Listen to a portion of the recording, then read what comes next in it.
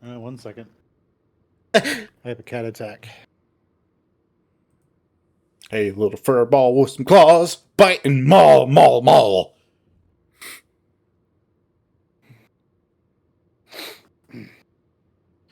Okay, I'm ready. Going Okay. back in 5, 4, 3, 2, 1, and go. I rest my head against the passenger window as I balance the cheap fast food place red velvet cake on my lap. I was just thinking about something. Oh, Like, Leo's just sitting there, and he's just like, oh no. If this keeps going on, eventually Jenna's gonna get me a eventually Jenna's gonna get me a collar. It's gonna have bitch on it. She's gonna leave me all around the reservation. Oh no. she's gonna have a leash, and she's gonna have it's gonna be a collar, and it's gonna be a sign, and she's gonna be presenting them as mi puto. Yeah, exactly. You have like this, what, 6 foot tall something, you red wolf who's getting Yeah, led around the reservation by like this 5 foot tall fennec. yeah. She's got Ese this es mi smug look on puto. her face the whole time. She's just smirking. He's like, no, no. First, I put him in his place all the time. Then, I took his boyfriend from him. And then, I got him this collar. And a little metal cage. Don't ask where the cage is. No! I take him around other big. I like to take him over to otters, just so I can hear him squeal as it squirms in the cage. Yeah. All right, take it away, narrator. This is one of the most awkward car rides I've ever been in. Everybody is completely silent. TJ's previous attempts to lighten the mood having been received with idle grunts and nods. My stomach hurts, and I have this nauseous feeling that just keeps bubbling up whenever I think about what happened. Leo and I have squabbled in the past, sure, but never like this. Most of the time, we fought about video game shit, politics, and sports. The worst it ever got was when the topic of leaving up. The worst it ever got was when the topic of leaving Echo came up. I danced around answering it for a long time, as for as long as I could, and the truth came out in the worst possible way. But uh, now it's different.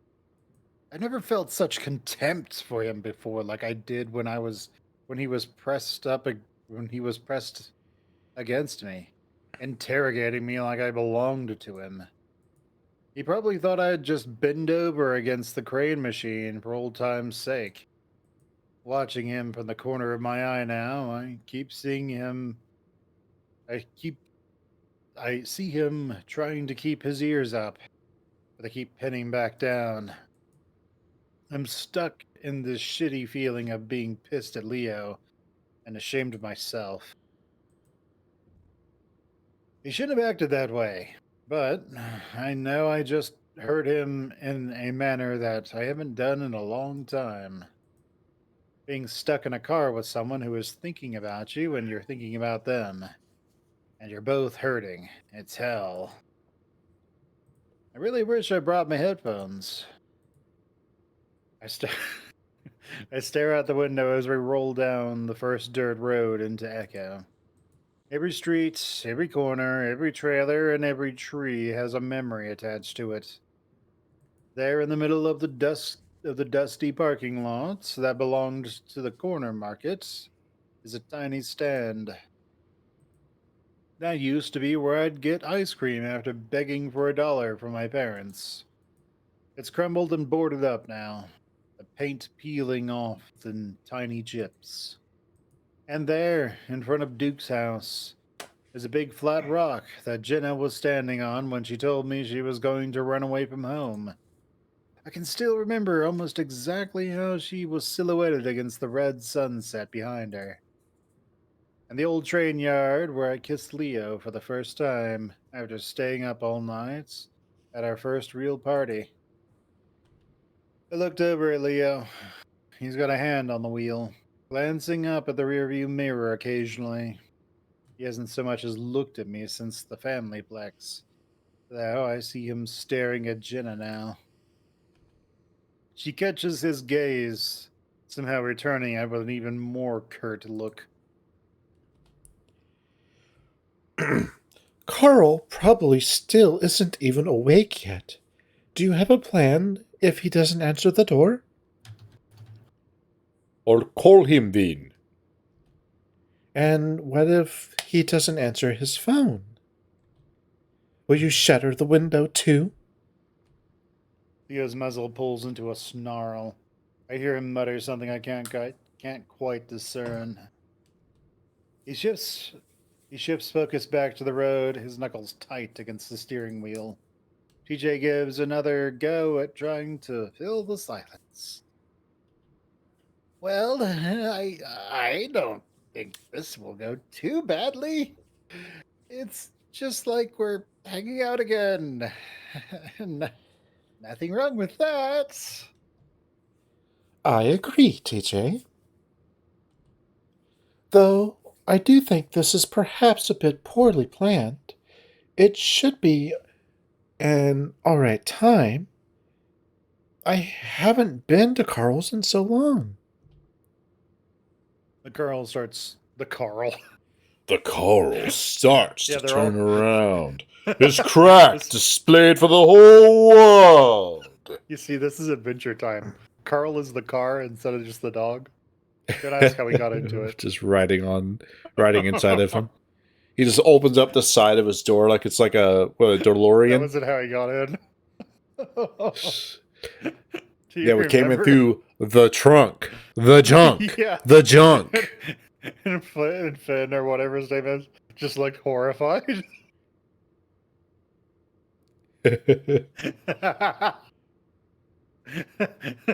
Horrified and disgusted. His whole body just went in the back door. Flynn's just like, I eat that. I wonder how it spells it there. Actually, I don't.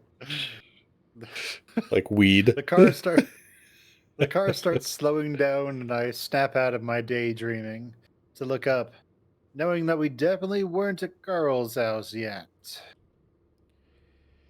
That's when I see a canine figure standing further up on the side of the road. She's standing in the dirt that separates the road and the field in front of a broken and rusted barbed wire fence. I think that's jaundice.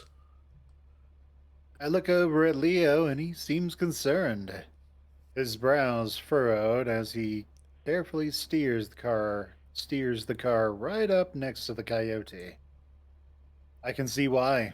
She's crouched over, elbows on her knees, staring at the ground. Roll down your window, Chase. I do as he says, struggling a little with the old crank handle. What is she doing out here? We come to a stop next to the coyote, kicking up some dust. I don't know. Hey! DJ rolls down his window as well, waving. Hi, Jaundice. Leo leans over me and looks out at her. She's still looking at the ground. Everything Leo's voice cuts off in a weird choking sound. I look at him, confused, then back out the window, and I can't help myself but I gasp. It was hard to tell from the angle and all the dust kicked up by the van, but now I can see that Jaundice has her pants down around her thighs. I can also see everything else. I sit back quickly and avert my eyes, looking out the windshield instead. Is she, Oh my god. Leo, keep going. Jenna whispers it, her voice strained. Oh, oh, sorry, Leo, we follow the Big Bang. Leo stops talking, and I chance a glance out the window again. Jaundice is looking at us now, and she's smiling. Y'all It's a want a weird smile. drink? So she makes her orange juice. Oh, lemonade. Actually, her apple juice.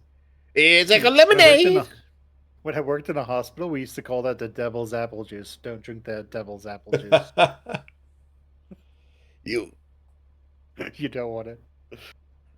It's a weird smile because it isn't touching her eyes. It's unnerving. Leo stares back. Leo? Let's just go. I hiss out the side of my mouth, staring through the windshield again. He seems reluctant to, though, looking concerned. Jaundice, do you need some help? His tone is one you might use on a toddler. Uh, or a crazy person. I don't hear her say anything, except maybe a grunt. Leo bravely keeps trying, though. We can give you a. Leo stops talking in time for me to hear a pattering sound. A sound I recognize well from being a kid pissing in the dirt roads of Echo. The van lurches forward, then resumes a smoother acceleration back into the empty road. What in God's name? I don't. I don't know. Leo's frowning, looking as confused as I've ever seen him. Should I. Should I go back? No! I look back and see TJ covering his face. Maybe she could be having some kind of psychotic episode.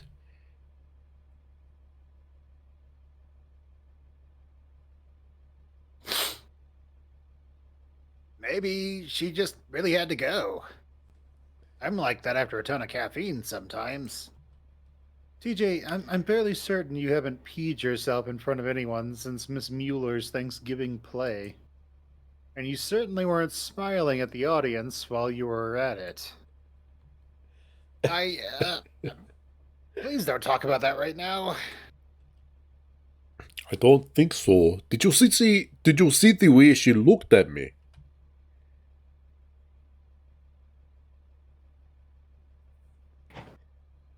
Kat wanted to leave the room.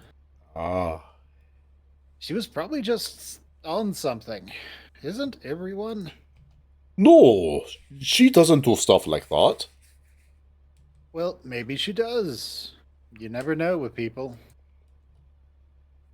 Again, Leo doesn't say anything, and neither does anyone else. We don't go back.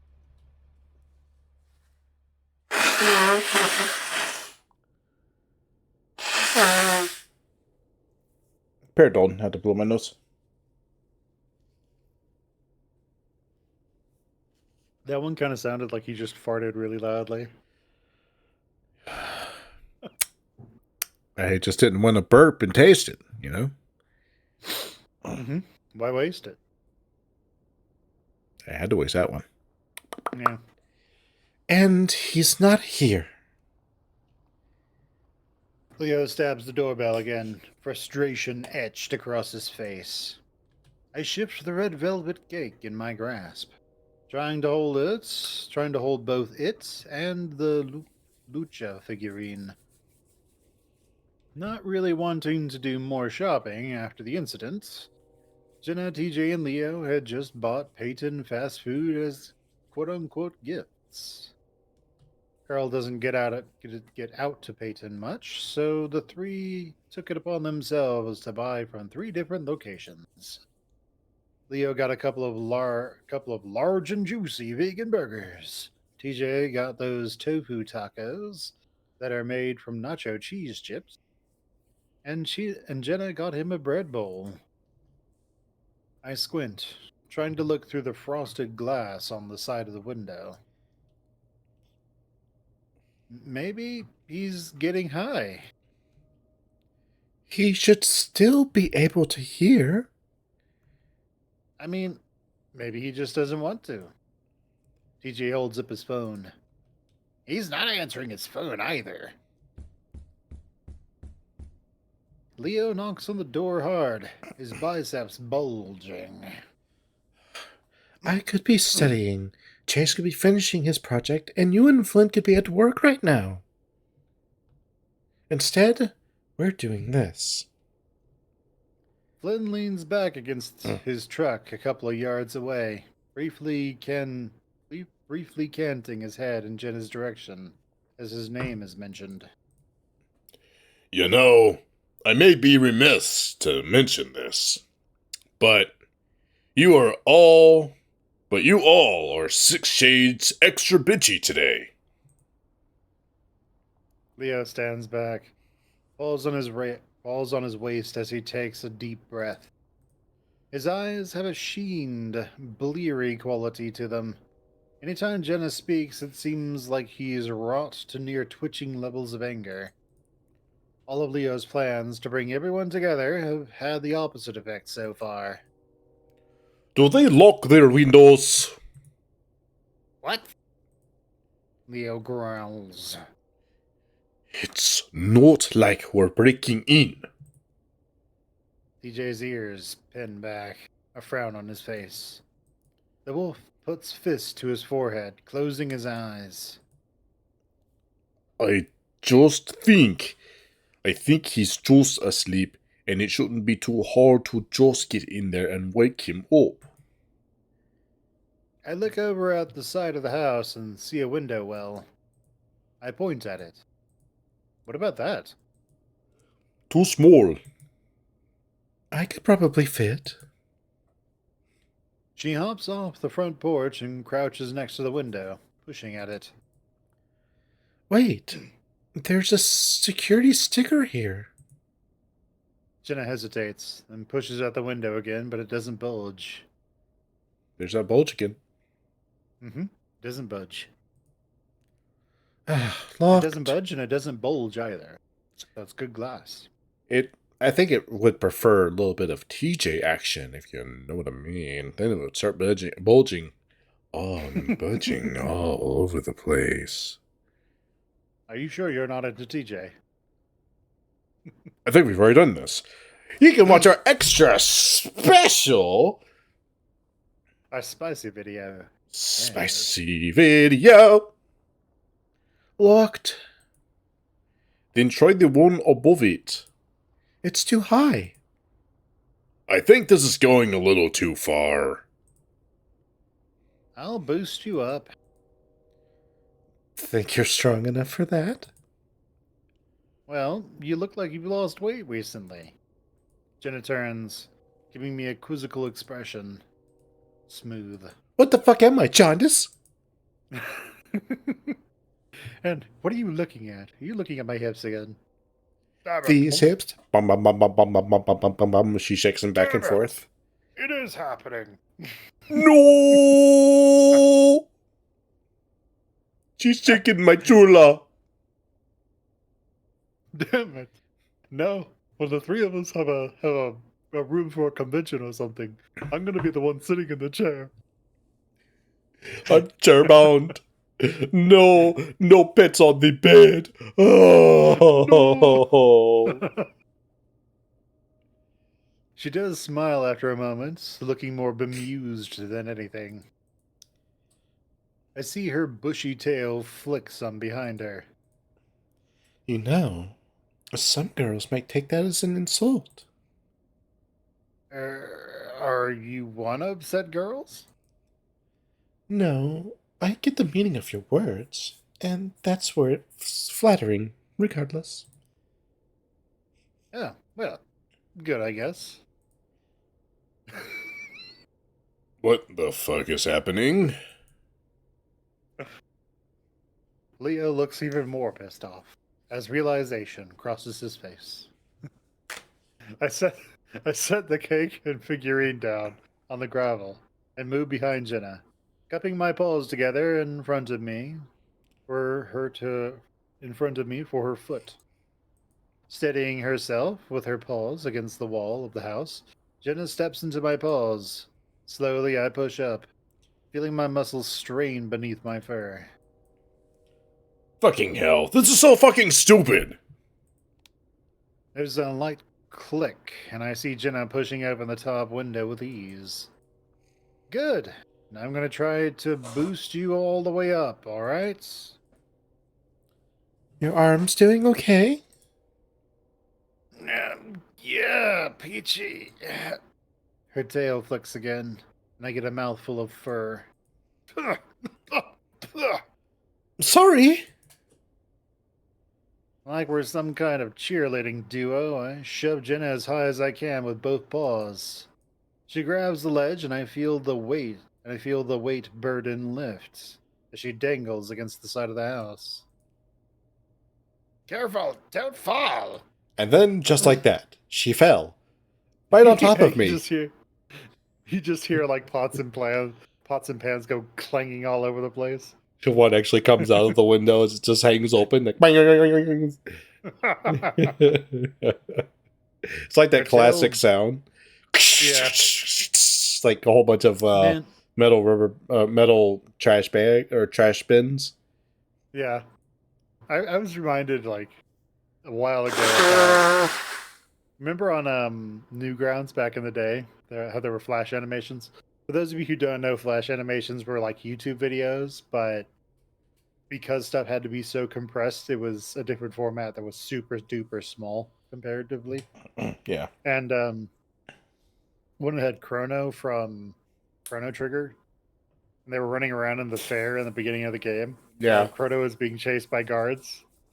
So he chases, the guard is chasing him, and he takes a sharp turn right in front of a tent, and the guard runs into the tent. You hear like the whole pots and pans clanging around as he runs into a bunch of them. Inside The screen shakes too, right? Yeah. And then after a moment, he comes running back out, chasing Chrono again. Those were fun. Yeah, those were always funny because they were just so stupid. It was great. It's like something where the intent isn't to make content or be serious or anything like that. It's just like, what stupid shit can I make today? Let's do it. Exactly. And it was always amazing. It was great. Yeah, it was always pretty good. Her bush tail is the last thing I see. Until she pokes her head back through. Kitchen, I fell in the sink. Okay, unlock the door now. She disappears again, and we make our way back to the front door. Leo, why didn't you help? You're the fucking muscle here. If you don't shut your fucking mouth, Flynn, I'll use my muscles and kick you right in your vag. Sound good? Jesus, calm your... Leo turns on him, one foot in front of the other. Flynn shuts up. TJ, meanwhile, has his eyes upon the wall in front of him.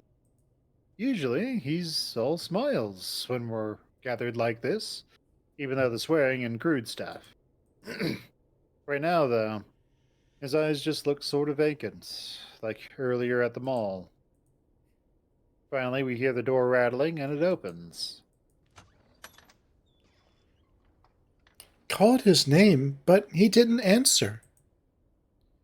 Well, he's gotta be here. It's not like he can go anywhere. Or would want to. Do you want me to pick up Flynn, by the way? So you're not No. voice acting almost everyone. Yeah, sure, you can do it. Return of Solid Snake. Metal Gear. Metal Gear I pick Flynn. up my stuff. And head inside. Carl's house is as massive and immaculate as I remember it. It's a mansion, after all. Well, maybe less immaculate than I remember. There are a few wrappers and pizza boxes on the marble counter. I assume that's because Carl's parents aren't here to tell him not to be a slob. Flynn immediately heads up the stairs. Yo, Carl! Jenna stands in the kitchen, her paws on her hips as she looks around. Strange being back, isn't it? Like, in general? Or. She shrugs. Carl! I hear the others scampering around the house, Leo moving out to the backyard. TJ, meanwhile, checks the garage. She pulls out her cell phone, tapping it a few times. It's very faint. It is very faint, but I can hear the distant vibrating sound somewhere in the house.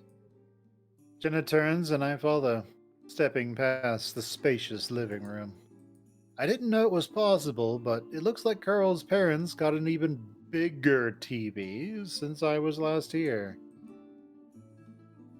Carl's Carl's room looks pretty damn similar to how I remember it. Though usually he makes at least a mild effort to pick up after himself when I'd be coming over.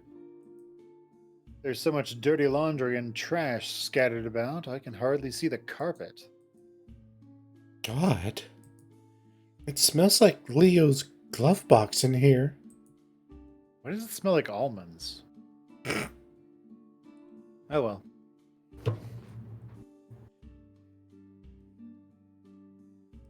Maybe it's almond joy.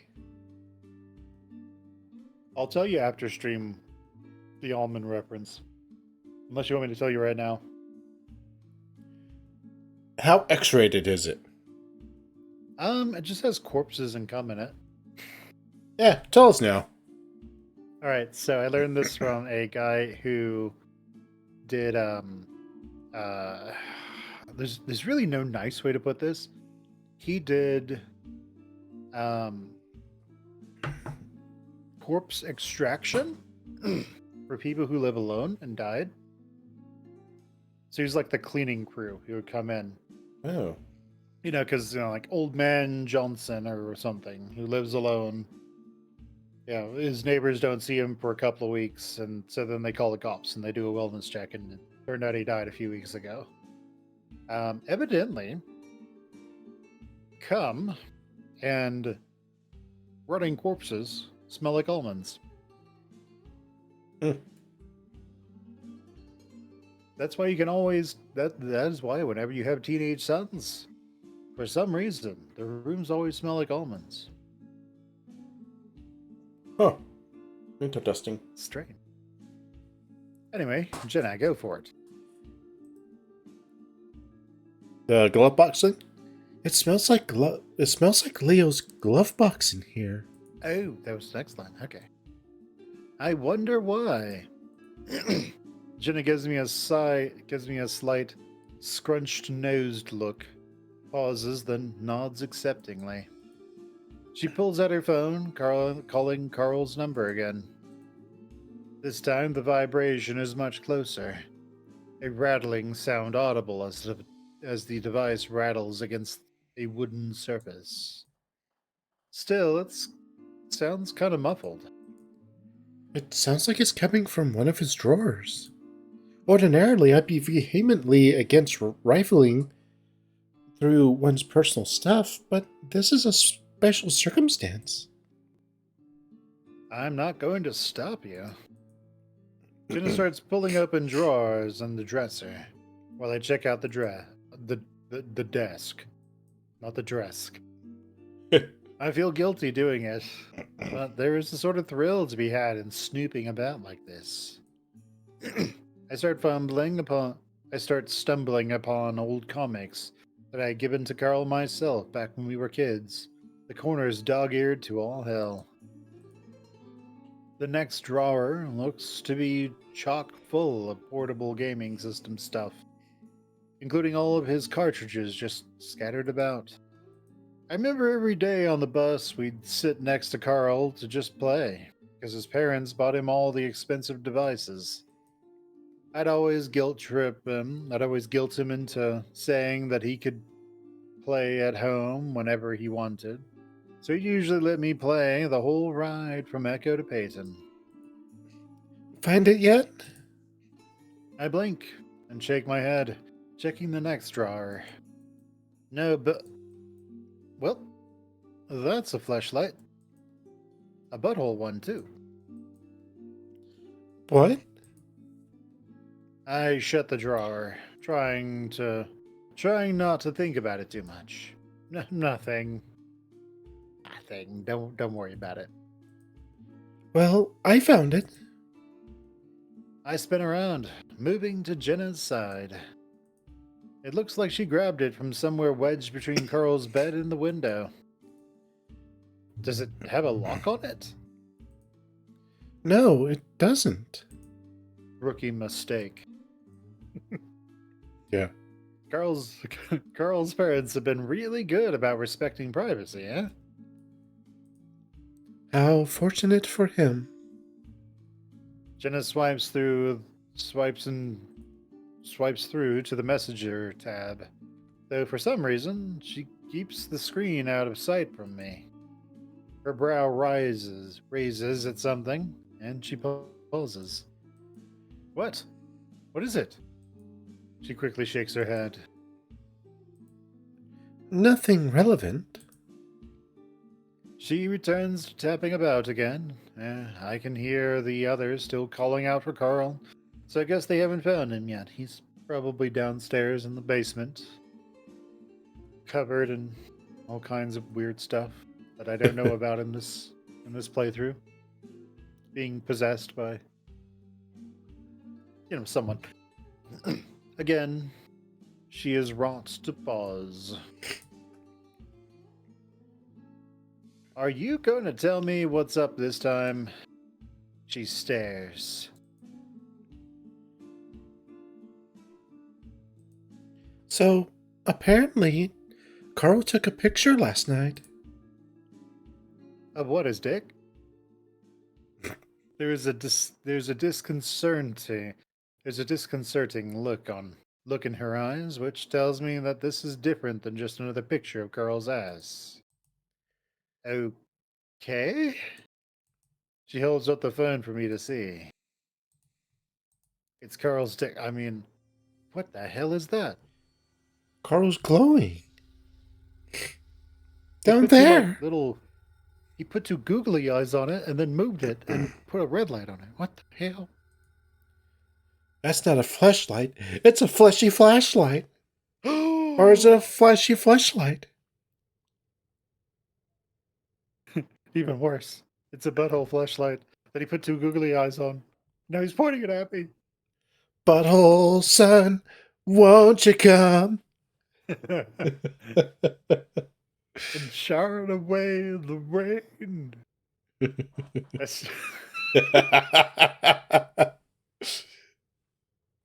I stare at the sunlight reflected upon the ceiling above me.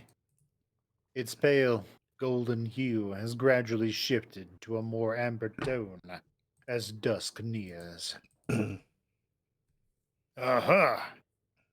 We showed up at around, what, 2-ish? Yeah. Usually I would be at work, but I took time off for Leo's party plan. The patter of Flynn's feet is audible behind me as he paces back and forth upon the tiled floor. Glancing over the edge of the couch, his gaze is fixed upon the ground in front of him, the phone cupped against the inside of himself. Reached it through his mouth. Somehow, cupped against the inside of his head. It's You can like- somehow see it. That's where his ears are now. He's kind of like was it Ricard, the Elden Ring boss? Yeah. He's grabbing for his The phone, not his sword. Bejeweled fingers. The phone cupped against the side of his head. Huh? What? Mm-hmm. He's in the kitchen now, using your coffee machine. All the old gang is here. To repeat, the alarm wasn't armed. Carl usually doesn't set it. We got in through the top window above the kitchen sink. Flynn points towards the aforementioned window, despite currently explaining it on the phone. Leo stands motionless in front of the kitchen window, facing away from us. Well, Jenna did. Then unlock the front door for the rest of us. Wasn't my idea, again. Place is kind of messy. But we didn't see any signs of anything broken into. Jewelry above the bedroom dresser? Give me a sec, I'll check. Speaking of, here she is. Flynn hands the phone off to Jenna before heading upstairs again.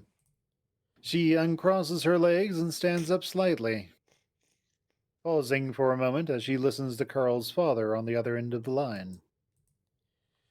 Yes, Mr. Hendricks. It has been a while since we've last spoken. 5 or 6 years, actually. I go by Jenna now, yes. Instead of pacing about like Flynn, she moves over towards me. She rests herself against the arm of the couch by my head. Her expression shifts some, but I can't see much due to the sun glare coming through the windows and the angle she is above me. My brother? Actually, yes. When I went through his phone, it showed that he had texted earlier that yes, it does appear Carl was buying weed from him. She's quiet now, listening. I can hear Carl's father on the other end now, meaning his voice is a bit raised. I turn on my side, propping my head up with an elbow on the armrest in an attempt to read her expression. Jenna doesn't appear phased. She doesn't look at me either. Mr. Hendricks? The voice on the other end continues. The high pitched rasp of Carl's father's voice is still audible for a minute later. There are pauses in what he's saying, but Jenna doesn't interject. Finally, there is a pause of around 5 seconds before I can hear a quieter, "Are you still there?" coming through. Yes, Mr. Hendricks. At this time, I'm going to file a missing persons report with the county sheriff's office, citing the image I sent you from Carl's phone. Looking over, Carl's phone sits upon the coffee table, the red eyed image still displayed. Something about it seems so familiar, yet exactly why escapes me. Like fleeting deja vu. It makes me uneasy, even without the context of our current situation. Which makes it worse. It hasn't been the minimum 24 hours, but as you said, the fact that his phone, wallet, and all of your other vehicles are accounted for is worrisome. So, interesting thing, everyone, just so you know, you don't actually have to wait 24 hours. If someone goes missing and you can't find them, and that you should be able to find them, you can call the police and file that missing persons report right then and there.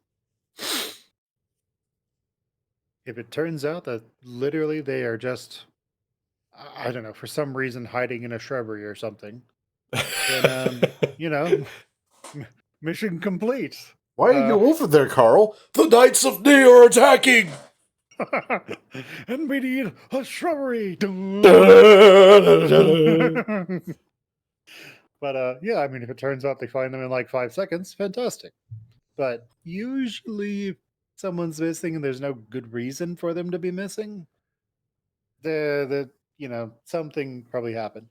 In this case, the Hendricks are super rich, so could be Yeah. kidnapped. So she waits, listening. I'm going to tell the police that we were given the go ahead to come and go from the building during the week. If you could confirm that when the sheriff's office calls you later, that'll make things easier on us while we keep up the search effort. Do you and Mrs. Hendricks have any recommendations on that front regarding where he could have gone to?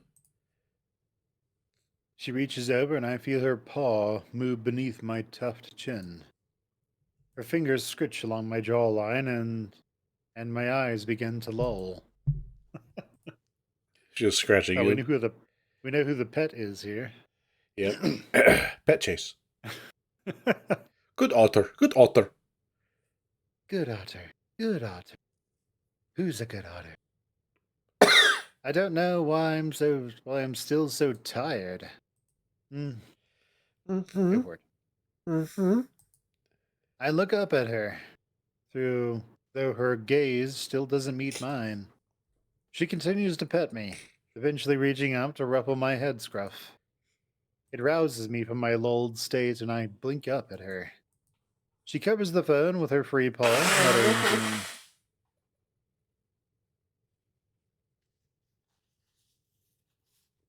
Sorry, what? She covers the phone with her free paw, muttering to me. Hey, wake up.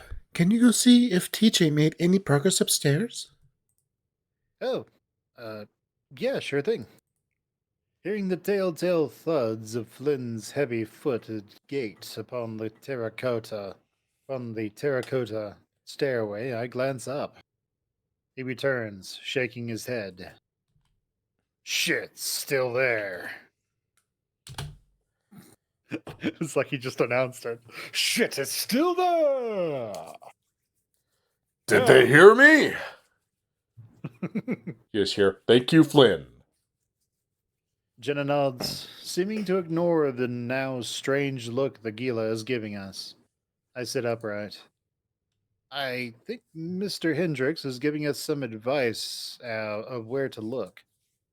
Jenna nods again in confirmation, though Flynn still peers at us with a furrowed brow. Were this any other time, I'd have some shit to say right now.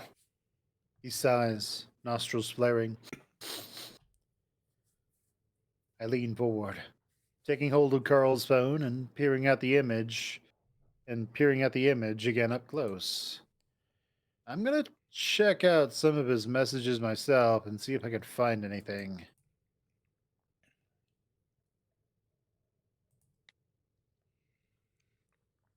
Did Carl have a horse boyfriend or something?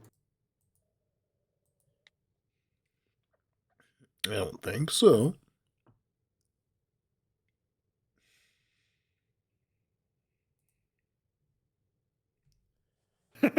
Flynn is just asshole.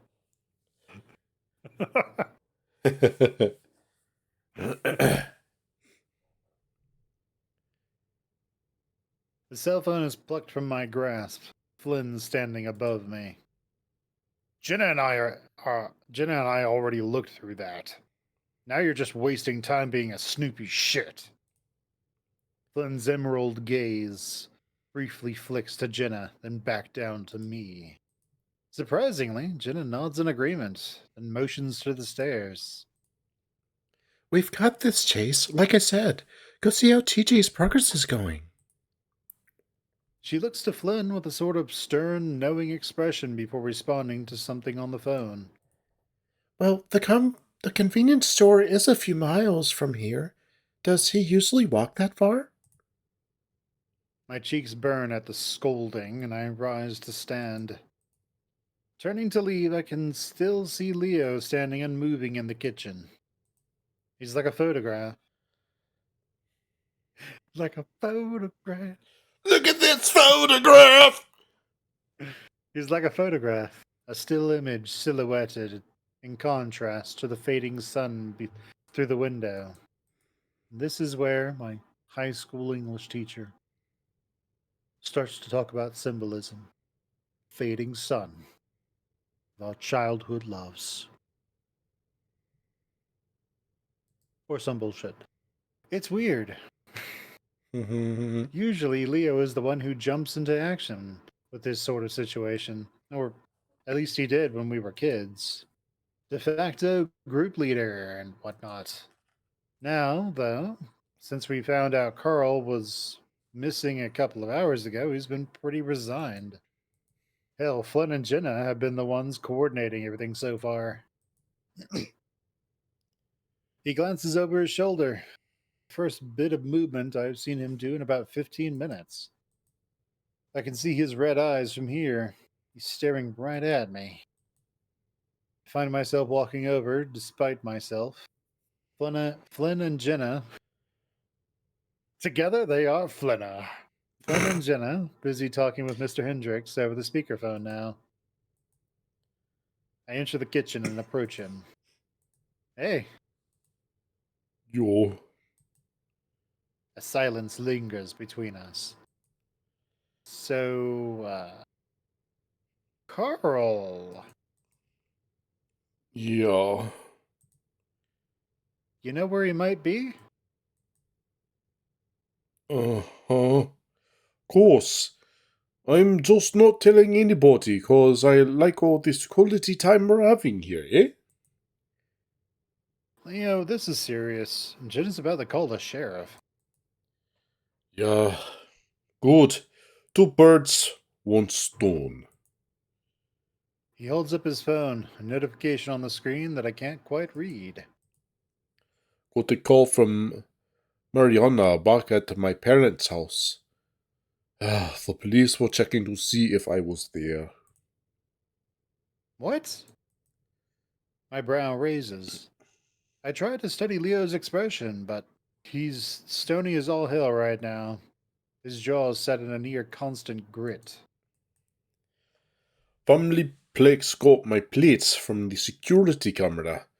Things in the parking lot, I'm guessing. I sigh, rubbing my forehead. I'm about to open my mouth and say something, though I catch a sort of strange, empty look in Leo's eyes that brings me to pause. I decide against my scolding and instead move beside him, taking one of Carl's mugs and pouring myself a cup of coffee from the coffee maker. It's one of those fancy ones that has an espresso maker built into it and a basket next to the machine, with at least 30 different flavored cups. The flavors are mostly dessert based, with labels like salted caramel, frosted oatmeal cookie, cinnamon churro, and truffle sundae. Sunday, Sunday, Sunday. They sound pretty damn delicious. As far as I know, Carl only drinks energy drinks, and usually obscene quantities of them. Oh boy, with his weight, he better watch that. Yeah, Yeah. big boy. He's just in his room, you hear this loud pop sound, and then he's just on the ground. This Not breathing red for some liquid, reason. this red liquid Yeah. spreading out from underneath the doorway. Yeah, he'll My artery! you see what'll happen is he'll be playing one of his we'll say special video games that he likes extra. That he really likes. He plays And then, one-handed? you know, yeah, you'll just hear this like popping sound and there's just like blood running down his nose. Carl's in an anime now. He just saw a girl he liked. Oh my god. After taking a sip, the bitter scald hits my tongue, and I find myself reflexively reeling before getting a chance to swallow. Despite having all these choices available, it looks like Leo went for straight black. Leo's gaze shifts back to me, and I see him perk a white brow. Damn fine cup of coffee, eh, Jula? I manage to swallow without sputtering too much, putting on a slight artsy flair to my tone. Black as a moonless eve, as a moonless eve at midnight, just how I like it. He smiles, though it's a visibly pained expression, which he obscures behind his own cup as he drinks. Hey, but at university, all you drink are those rainbow frappuccinos I saw on the news. Eh, I remember when those came out. My dorm is by the library, and the coffee shop in there was selling them. The line was insane, and they sold out super quick. My friend Vincent, he's a barista there. He tells me it's just mango juice, sprinkles, whipped cream, frappe syrup, and food coloring. Oh, that same Vincent from all the photos you've been uploading recently, yeah? The other wolf guy? I can see where this is going from a mile away. I take another drink of my coffee despite the bitterness. It's almost like it's foreshadowing for the bitter cup of coffee that I'm about to serve. He needs to get a palate, and that is the creamer that will cover the bitter, evil coffee taste. I will be the butter to spread upon your Evil toast. burnt toast or something like that. I shall be the creamer to cover the bitter taste of your evil coffee.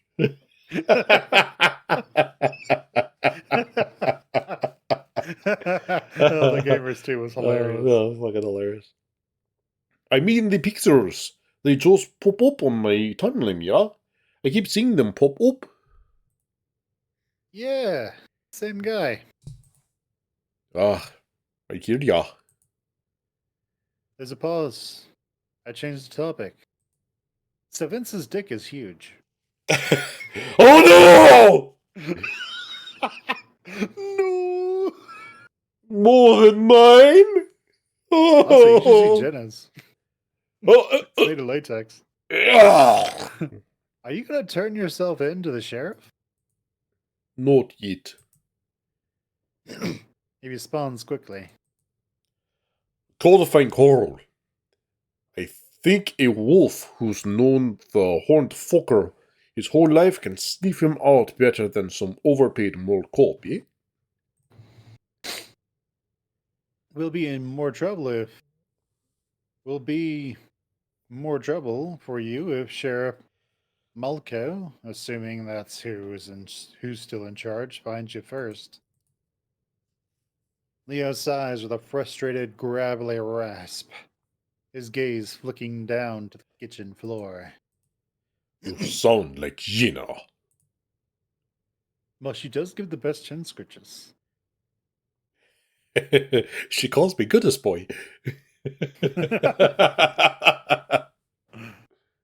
It's probably because what I'm saying makes sense. The wolf looks up, his bug eyed gaze focusing upon me as if he were searching for something. This damn get together has gone more badly than I could ever have predicted. You know? I nod, not disagreeing with that sentiment in the slightest. First fleeing at the river. Then that shit at the family plex, and now Coral's nowhere to be found. This may be the worst shit, yeah. This may be the worst shit, yeah. But I wouldn't ever be able to forgive myself if I give up the last chance I had to ever spend with you guys again, you know?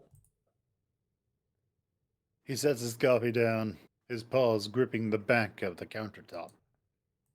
Leo, come on. We'll see each other again. I'll visit you in prison. You don't know that.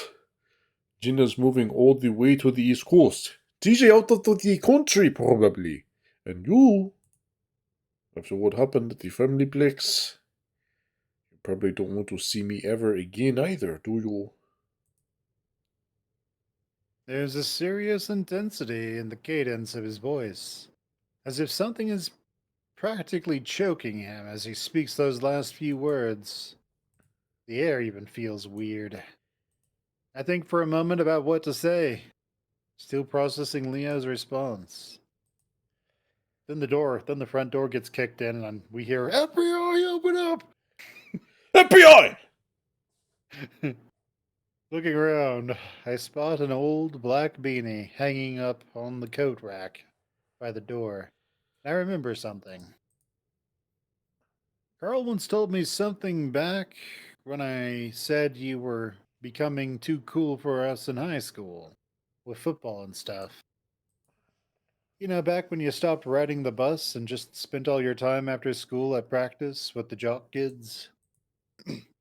He said that after all the shit we'd been through, none of the presents, petty drama stuff matters, yeah?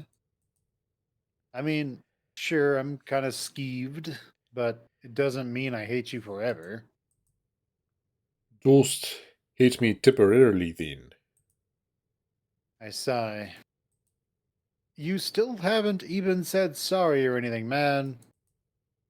Why should I say sorry when it's fucking Jenna who showed up and ruined everything, huh? Are you serious? I told you to fuck off too. Why? Why? Jesus Christ. Man? You were grinding on me 15 feet away from where the fucking kitty corner. You used to do that sort of horny stuff to me all the time. Now you're different. He gesticulates with a swirling motion towards me using both his paws. Well, I guess I am. That's sort of the point about why it's fucked up. Leo blinks, his shoulders still raised.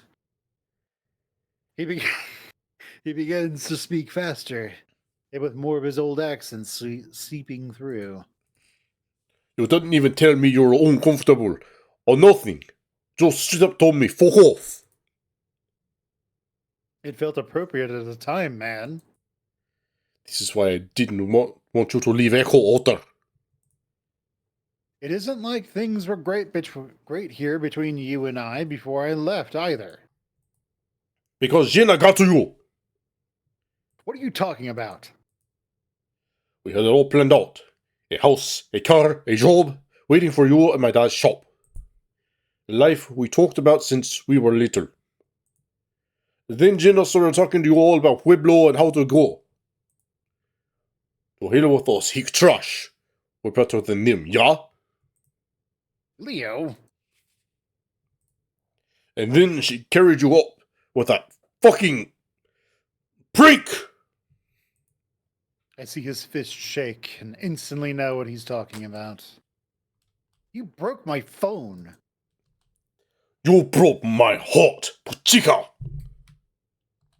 For fuck's sake, shut up!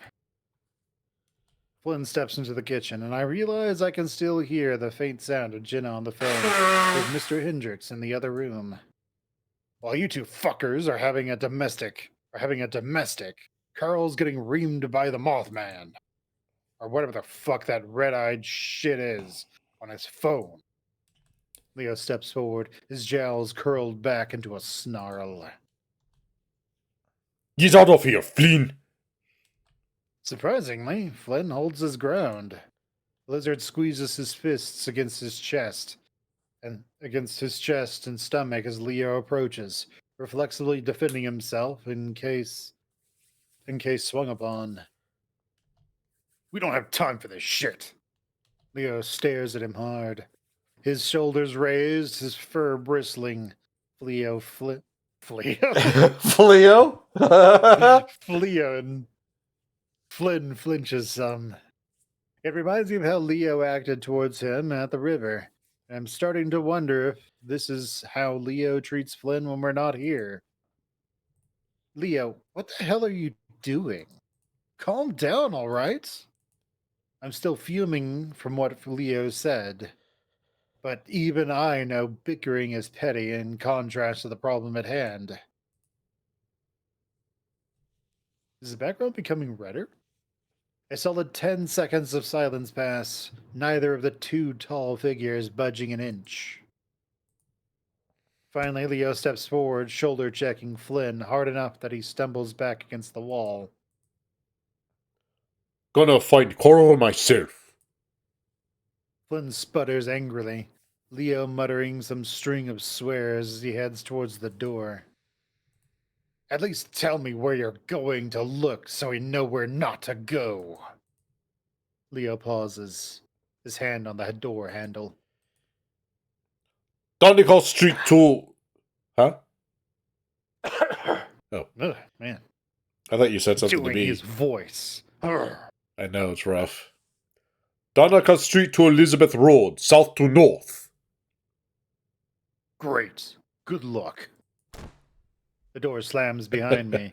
The heavy stomps of his feet on gravel outside. He's gone. Then we hear police cars and drop the gun. I look down and realize that I'm shaking. Even if it had been years, an argument like that with someone who basically defined my childhood and teenage years has a way of hurting deep. That stupid fucking prank.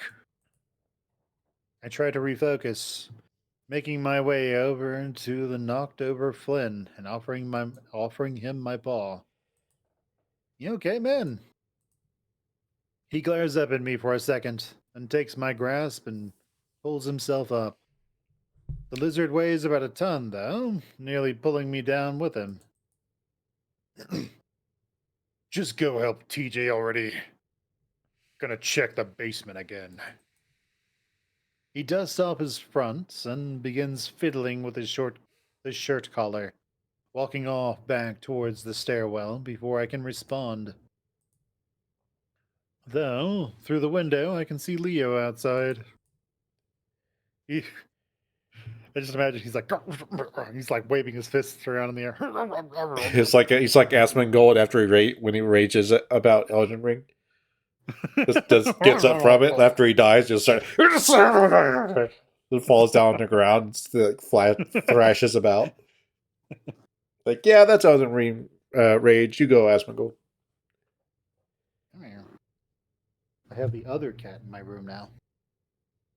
The more acrobatic cat. Come on, let up. The fluffball Benedict. Yeah. Hey, Benedict. The problem with Benedict is that he likes to get right on top of the table, right in front of literally the screen, so I can't read anything. He's literally the kind of cat that you see in like those shorts and stuff where it's like cats interrupting things. Hey, Benedict. Such a cute boy.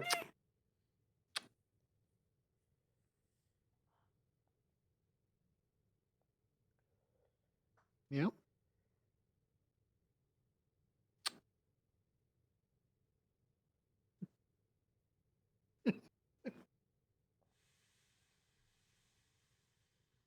All right, there you go.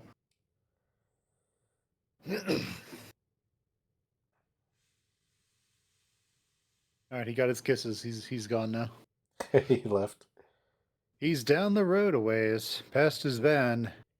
He's talking to someone.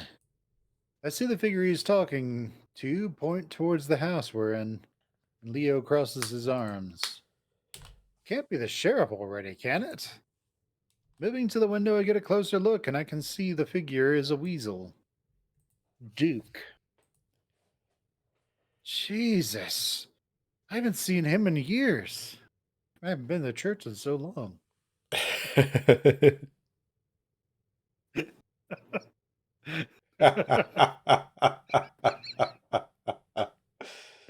Come, my child. Not like that, Leo.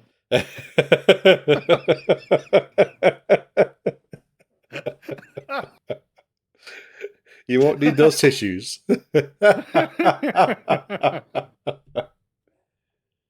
I used to see him around on his porch a lot back when I visited Leo's place near Daly.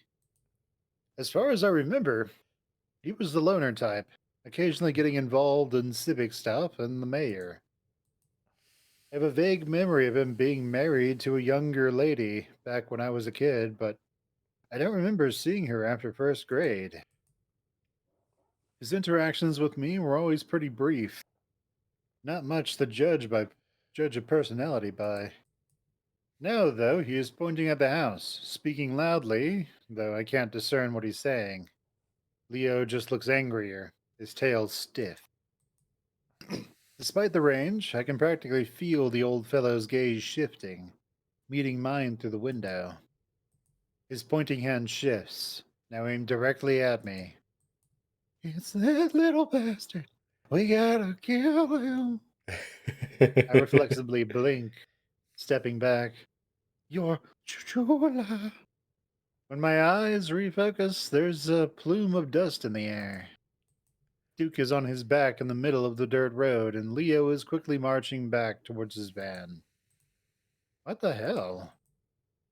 Duke is already back up on his feet, sprinting now away from Girl's house. His mouth still moving. He's saying something. Leo's van peels out of the driveway, gravel kicking up in its wake, driving right after Duke, and...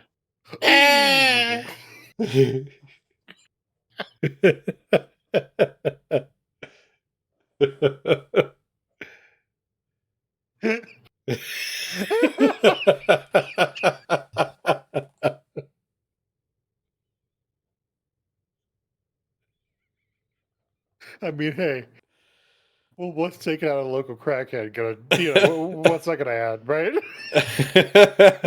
At least might give him a damn medal. You're like, nice.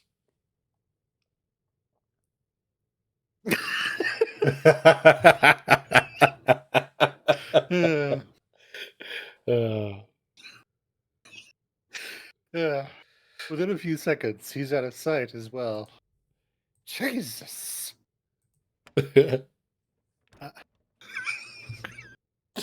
I walk over to the door, locking it once again just to be safe. Left alone, I head out to the kitchen. As I walk past the living room, I overhear the low rasp of Flynn's voice. His tone serious. That the fucker shoved me. You said he was pulling this shit at the mall too? Mm-hmm. I talked to Chase if you wanted more details. To think. He just had to pick this day of all days to fucking snap. Flynn rubs the tip of his snout. His slitted eyes narrowed until they spot me. Then he just looks back to Jenna. Let's call him Molcow now. Molko. let's call Lol Cow. I didn't know we were calling DSP. Maybe Okay, DSP, how's it going? Nothing I can do. Oh, come on, Mick. no, I mean video game land. Oh, man, this is bullshit. You just hear Oh, banging. come on. You hear banging. The controller doesn't even work anymore. You see that? It's just flicking between the menu. Ah! And then, oh, the camera's on? Oh, hello. Whoops!